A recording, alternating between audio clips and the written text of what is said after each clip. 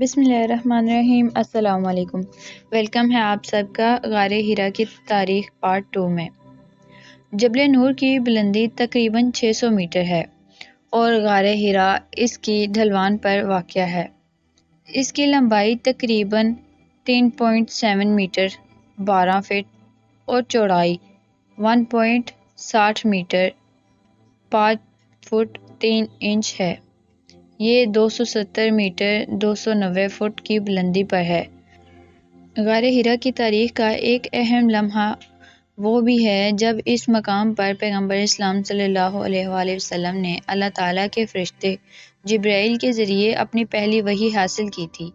یہ تاریخی واقعہ تقریباً 610 عیسوی کا ہے، لیکن سب سے زیادہ قابل ذکر روایت یہ ہے کہ پیغمبر اسلام صلی اللہ علیہ وآلہ وسلم نے غار ہرا میں 40 سال تک تنہائی اختیار کی تھی۔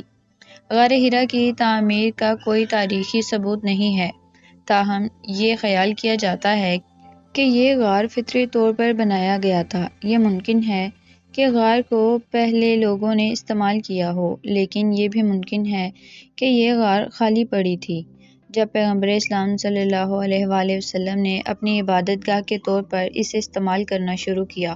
غار ہرا کی تعمیر کے بارے میں ایک روایت یہ ہے کہ پیغمبر اسلام صلی اللہ علیہ وآلہ وسلم نے اسے اپنے دستانے سے کھودا تھا۔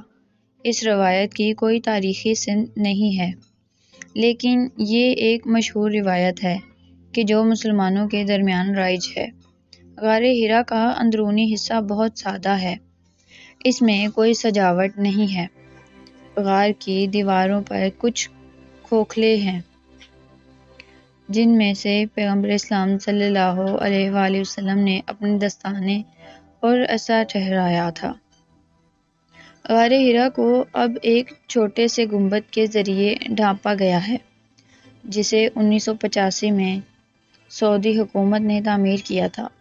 گنبد کے اندر ایک چھوٹی سی مسجد ہے جہاں مسلمان نماز پڑھ سکتے ہیں۔ غار ہرا کی اہمیت کا پہلا اثر اسلام کی بنیاد رکھنے میں ہوا۔ اس وحی کی بنیاد پر پیغمبر اسلام صلی اللہ علیہ وآلہ وسلم نے اسلام کی تعلیم دی اور اسلامی معاشرے کی بنیاد رکھی۔ اس کے بعد غار ہرا میں اسلامی رسومات اور بنیاد پرستی کی تربیت شروع ہوئی اور پیغمبر کے تعلیمی پیغام کا پتہ چلنے کے بعد مسلمانوں میں فرقہ روایت سے نپٹنے کی اپیل بڑھی۔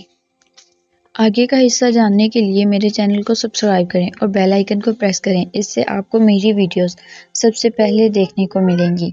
اگر آپ کو ویڈیو پسند آئی ہو تو لائک شیئر کرنا مت بھولیں۔ Thanks for watching. اللہ حافظ۔